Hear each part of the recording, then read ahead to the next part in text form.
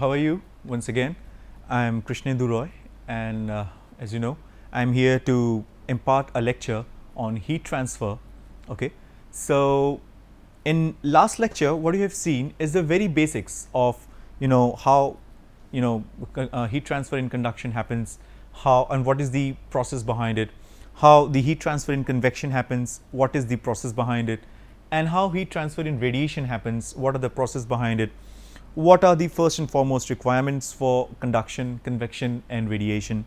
Okay, and I've also shown you some questions. Okay, so those questions are also very much required, and those questions are also very much related to the slides that I have presented before. Okay, those are very basics just to make you understand what is the heat transfer by, and first of all, what are the three modes of heat transfer. Next, what are the procedures or process of heat transfer to three basic different ways like conduction, convection and radiation. As we have already seen that the conduction is basically heat transfer through solids when the particles vibrate and carries the heat due to the presence of electrons, free electrons, and they are most unstable. Okay, then the second one is the convection. Okay, the convection is when the when the fluid warms up. Okay, so the density reduces, and since there is a reduction in the density, it actually rises up. Okay, and the cold fluid, heavier in density than the hotter one, it actually comes down, because in nature nothing can be in vacuum. Okay, because we have an atmospheric pressure over our head. And the third one is the radiation. As we all know that we are having radiation from sun towards the earth, to the earth's surface. So how it's happening? It's because it has got huge amount of energy called as short wavelength radiation. So this thing we will discuss it later on. Okay, so the huge amount of energy coming from the sun towards hitting the earth's surface. Okay, so it doesn't require any medium, as we all know, because in space it's all vacuum. So that's another kind of heat transfer. Okay, so let's begin. So this is all about heat transfer. Now we're going to discuss it's like the advanced version of. Okay, as we have already seen, now the modes of heat transfer, Fourier law of modes of heat transfer we'll see. We will see now the analysis or the laws that describes these kind of heat transfers. So it's Fourier law of heat conduction. Okay, it's convective heat coefficient, radiant heat coefficient, overall heat transfer coefficient, and some hands-on example. And let me tell you, this hands-on example will be actually we will discuss it in another slide, because I need to discuss a bit about my professional career, because I've been an HVAC engineer throughout my life. For 14 years I've been working as an HVAC consultant. I used to give consultancies to many of the organizations, many of the reputed organizations regarding the heating, ventilation and air conditioning. So I would like to discuss that problem later on. Okay, so let's talk about, so this is regarding this hands-on example. Okay, so let's go forward now. So temperature, a measure of energy due to level of heat. Freezing point of water is 0 degrees Celsius and boiling point of water is 100 degrees Celsius. This is very common. This we all know. We have been studying this in the physics. Okay, so the measure of energy to level of heat. The freezing point of water is 0 degrees Celsius. Water freezes there, and boiling point of water is 100 degrees Celsius. The phase change. So this is basically the latent heat of fusion and the latent heat of vaporization. So we all know about the sensible heat and the latent heat. Okay, so the common temperature scales, we all know that at 100 degrees Celsius, see you can see three different scales like Fahrenheit, Celsius and Kelvin. Okay, so 100 degrees Celsius is equivalent to 212 degree Fahrenheit and is also equivalent to 373 degrees Kelvin. Okay, so water boils at the top position like the 100 degrees Celsius. Now the room temperature is somewhere in the between. Now if we talk about the 0 degrees Celsius, it is equivalent to 32 degrees Fahrenheit and 273 degrees Kelvin. Okay, so if we talk about the absolute, so it is minus 273 degrees Celsius, it is 0 Kelvin and minus 460 degree Fahrenheit. Okay, this is these things we all know. I am just discussing the basics right now. Now let's discuss what is heat. This is also very basic, okay. So you might have studied in your class 9th physics, class 10th physics, okay. So let's talk about this. Heat is the total internal kinetic energy due to molecular motion in an object. As I have already shown you in the conduction, see how the particles are vibrating, okay. And suppose if in a convection, how it's happening, means how the density, the change in density taking place, and is actually creating the motion, and that's how the heat is getting transferred, okay. So heat is the total internal kinetic energy due to molecular motion in an object, okay. Now the quantity of heat is BTU or kilojoules, okay. Now kilojoules is in System International, that is SI unit, that we are very much aware of, and BTU is in imperial British units. So BTU is basically British thermal units, okay. So 1 BTU is the amount of heat required to raise 1 pound of water by 1 degree Fahrenheit, okay. That's the definition, that's a very standard definition. And 1 calorie is required to raise 1 gram of water by 1 degree Celsius, okay. So these are basically same, but the the nomenclature, the unit is different, but they are actually representing heat, okay. So 1 calorie is 4.2 joules and 1 BTU is 1.055 kilojoules or 1055 joules, okay. So let's go ahead. Now what is heat and what's temperature? Heat versus temperature. So heat energy depends on mass, temperature is independent of mass, okay. A fatter body means a fatter person can also have fever, okay, and a thinner person can also have fever, means a lean body can also be crunched with fever. And why? So it should have been the case like the fat guy should have more body temperature. It does happen, it is because of like internal regulatory functions like the blood pressures and all that we are not discussing right now. But the body temperature is an absolute term. So temperature is independent of mass, but heat energy depends on mass. Now what is heat energy? The calories that a fat guy will burn will be more than a calories that lean guy will burn doing the same amount of metabolic exercise, metabolic conditioning exercise, okay. So the first thing that you should remember is heat energy depends on mass and temperature is independent of mass. The example is very much perfect that I have given you, that a fat guy, if he runs, he will burn more energy than a lean guy because it is dependent on mass. Calories means heat, it is dependent on mass, but the temperature means the hot guy will means the fat guy will also be crunched with fever, and the leaner guy will also be down with fever. So the rise in temperature doesn't depend on any mass, okay. But what I have given you is a biological example. You can take it with any physical or chemical example, okay. So 2 liters of boiling water has more heat energy than 1 liter of boiling water, okay. You all know, okay. So temperature is not energy but a measure of it. Heat is energy, okay. Heat, the unit is joules, okay. Energy, again it's joules. Now if you talk about rate of heat dissipation, then the power comes into picture, heat power, okay. So we're not discussing that power right now. So this is another very important point, the temperature is not energy but it's a measure of heat, okay. And heat is definitely energy as the unit suggests. Heat is energy. When heat, that is energy, goes into a substance, one of the two things can happen. Temperature goes up, change of state, okay. We all know the temperature can goes up, means the delta T, means suppose as we have already seen in the last lecture that we are actually heating one, means we were heating that one particular rod inside which the molecules were jumping from one part to another part. Actually what's happening is the temperature was rising from one part to the another part, because the metal rod cannot have the change of state with that heat. If it melts, that's a different thing, but generally we do not apply in homely conditions, we do not apply so much amount of heat that it changes phase.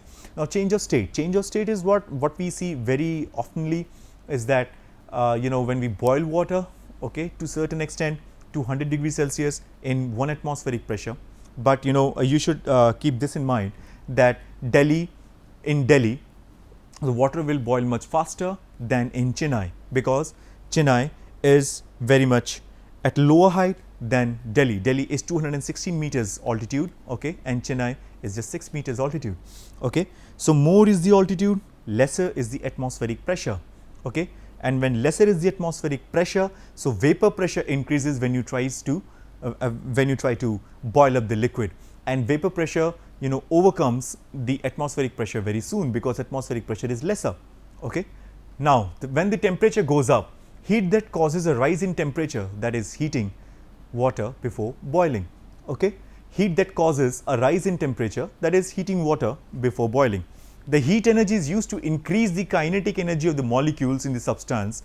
This is known as sensible heat. So since class 9th physics, you were aware of this term sensible heat. Another one will be the latent heat, okay. Sensible heat means, suppose if you are boiling water from 0 degrees Celsius to 100 degrees Celsius, you have to provide him the heat, okay.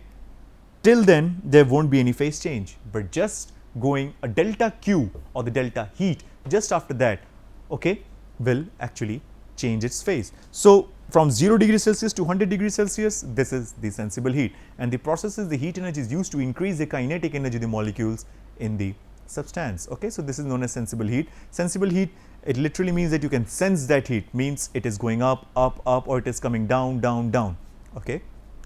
Now the change of state, the another one is heat that brings about a change in potential energy of the molecules. Temperature remains constant, also called the latent heat, okay. So you can see the solid ice, okay, the heat absorbed, okay. Now what's happening is, see, liquid water, you can see this one, liquid water, when you actually heating up, this is the liquid water, when you actually heating up, okay. So it is actually going to change it in gas. So this is a phase change, this is a phase change, okay. Then gas, if you condense, heat release means condense, okay, there will be a phase change here as well, okay. What's next? Now if you solidify the water, freeze, it becomes solid, solid ice, phase change, okay. And when you heat up the ice, or if you just keep it in the room temperature, it will start melting. So again it will absorb the heat from the room, and there will be liquid, again phase change. So as you can see, we are neither heating it up nor we are cooling it down, means the sensible part is not the condition here. So what's happening? In that constant temperature, we are just changing its phase by changing the potential energy of the molecules, okay. So that's what's written, heat that brings about a change in potential energy of the molecules while keeping the temperature constant, it's called latent heat. Latent is a Greek word, and it means hidden, okay. So let me just erase it up, okay. So let's go specific heat, okay. So specific heat, it is the heat required to the temperature of 1 kg or pound of a substance by 1 degree Kelvin or Fahrenheit, okay. So what's happening is, what's the specific heat? Specific heat is, suppose if you are boiling water, okay, we all know that the specific heat of boiling water is means the specific heat of water is 4.2 kilojoules per kilogram Kelvin. See, it's written there, examples, water specific heat is 1 BTU per pound degree Fahrenheit or 4.2 kilojoules per kilogram Kelvin. What does it mean? It means that to increase the temperature by 1 degree Kelvin for 1 kilogram of water, you need to supply 4.2 kilojoules, okay. Similarly, the air specific heat, as you can see, it requires 1 kilojoules, okay. So this is the difference. So suppose you might have seen that experiment, that if you hold the balloon, empty balloon, means empty means it's air inside it, it will blast, it will burst if you keep it on the candle flame, but if you pour water into it, it will burst again but after later time, after a long time, Why? Because the heat, the specific heat of water is more, so it has the capacity of absorbing more heat than air. Okay. Now we all know sizing heat capacity, it's a very general equation that you have already seen. The quantity of heat required is mCp delta T. Okay. So, it's the mass of the liquid, specific heat means the mass, the mass of the liquid, the specific heat of that particular fluid, I will say, not the liquid, it could be gas as well, and the delta T. So, it's basically sensible. Okay. And if you talk about the latent, so this is sensible heat sizing. Okay. For latent sizing, it will be m dot into Hg minus Hf. So, this is latent heat of this is the enthalpy of gas and this is the enthalpy of fluid. So, we commonly call it as Hfg. Okay. So, it could be latent heat of vaporization, it could be latent heat of condensation. Okay. So, you just read this numerical. What is the heat required to raise air temperature from 15 degrees Celsius to 25 degrees Celsius at a flow rate of 2000 liters per second? So, what could be the answer? The answer is delta T, you can see it's 10 degrees Celsius, 2000 liters per second. Okay. So, it's air, so you need to convert it from liters per second to kilograms per second. Had it been water, then it would have been same. Okay. So, you have delta T, you have kg per seconds, means mass flow rate. This is not only the mass, this is mass flow rate. We generally refer to this as m dot, its units is kg per seconds. This is not that mass, that is weight into g. This is not this. Okay. So, this is basically mass flow rate. Okay. Okay. If there is a temperature, now let us talk about this heat transfer. Okay. If there is a temperature difference in a system, heat will always move from higher to lower temperatures. What is actually flowing? Okay. If there is a temperature difference, as I have already told you, for establishing heat transfer, you need to have delta T. System heat will always move from high temperature to low temperatures, that you already know. Okay. So, heat transfer modes we have already seen, that is conduction, convection, radiation. Conduction, as you all know, okay, heat transfer to a solid medium via direct contact. Now, we will enter into the mathematical expression for the conduction. So, it is a very famous equation called Fourier's law of conduction. You can see Fourier's law of conduction. Okay. So, Q is equals to minus K dt by dx. So, you can see it is heat flux. So, basically the equation stands out to be Q is minus K A temperature gradient. Okay. So, Q is directly proportional to the temperature gradient minus of dt by dx. Okay. Q is directly proportional to area. Okay. More the area, more is the heat transfer, better is the temperature gradient, better is the heat transfer. Okay. So, if you remove the constant of proportionality, you will have this K. Okay. You will have this K, and this K is basically thermal conductivity. It is a property. It is a property of material. Various materials have various thermal conductivities. Now, this is a temperature gradient. See, dip in the temperature from T2 to T1 along this thickness x. Why it is dipping? It is dipping because the molecules are more excited here. Okay. So, when it transfers from this side to this side, it actually loses energy. So, here the excitement will be lesser. Okay. So, that is why the temperature across this particular thickness x will tend to decrease. So, that is why you have a negative sign.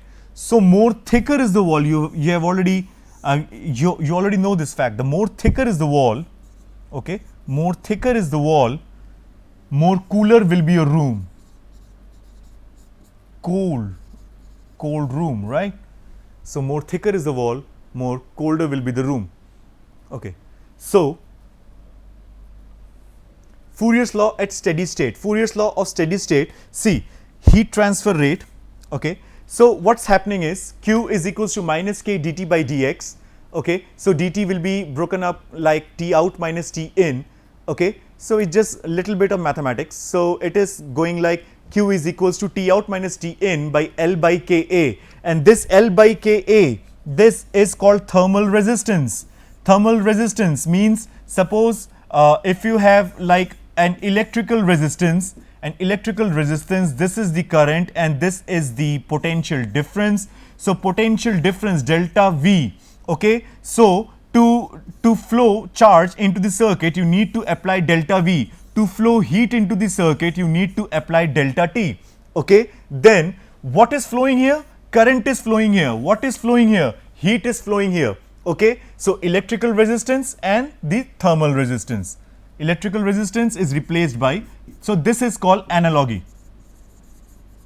Okay. So you can see Q, okay, Q, this is delta T, and we all know that V, that delta V is equals to IR. Okay. So R will be equals to delta V by I. So R will be equals to delta T by Q. So here it is. So this is the thermal resistance for conduction. Okay. Example, temperature 35 degrees Celsius, 20 degrees are maintained on opposite sides of a steel floor on 6 mm thick. Compute the heat flux, thermal conductivity. So everything is given. You can just compute it. Okay. Thermal conductivity of some common metals.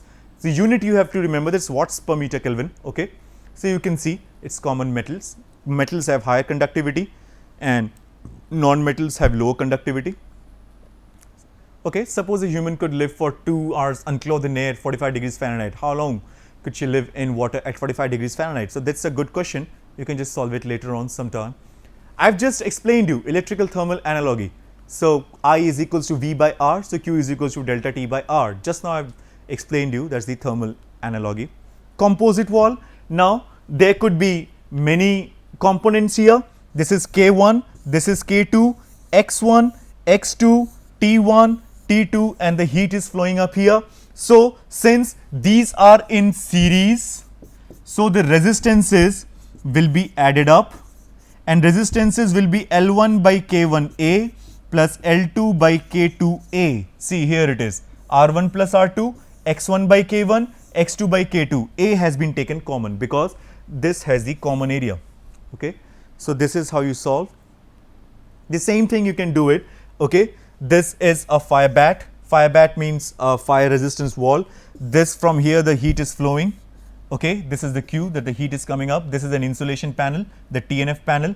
Conductivity is given. Okay. These are the thicknesses given.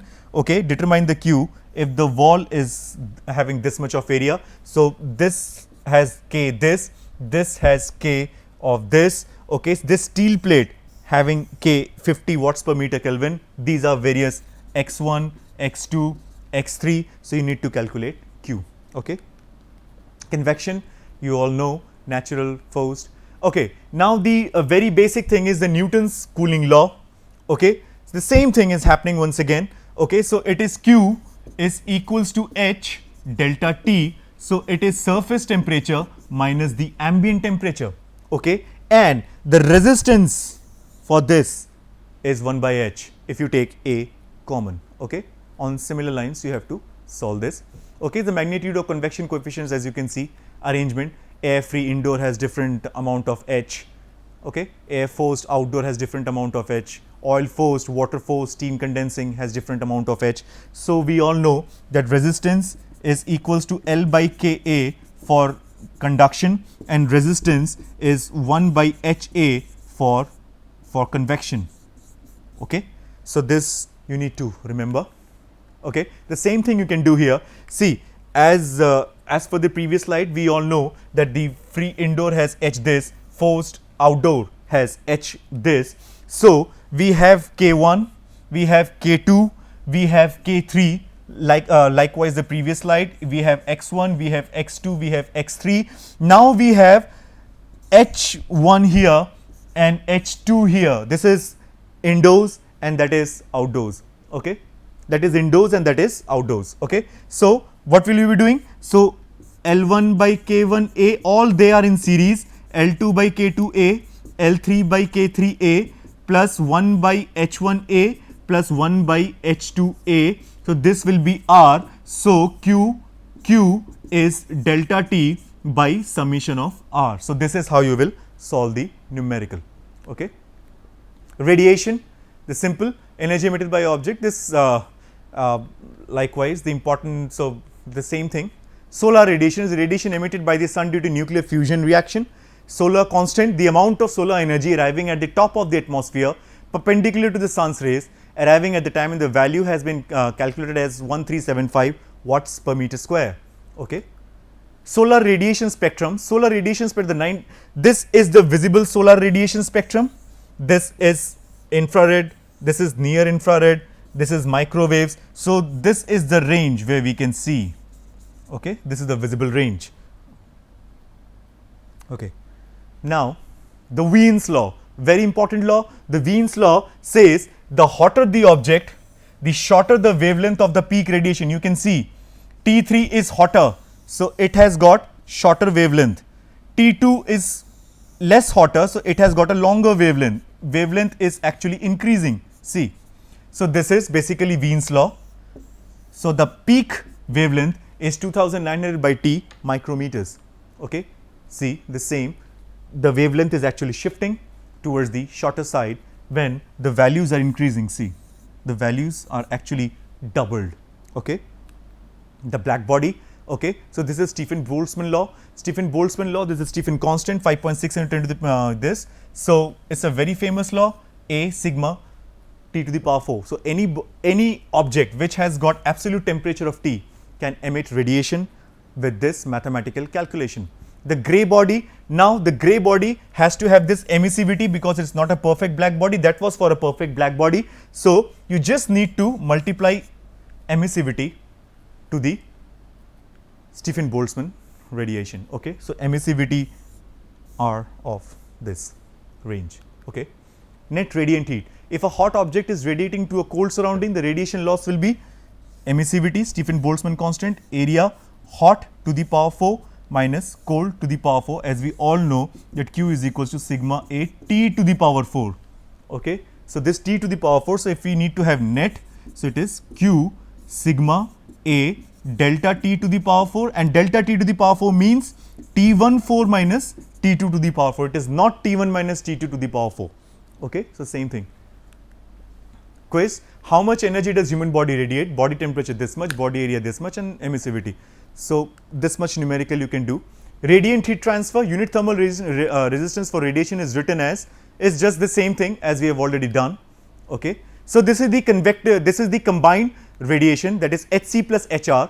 Okay. So, R is equals to 1 by Hc plus Hr, Hc is convection, Hr is the radiation, and these are certain emissivity values, these are the certain H values for emissivity of 0.9 and air velocity of this.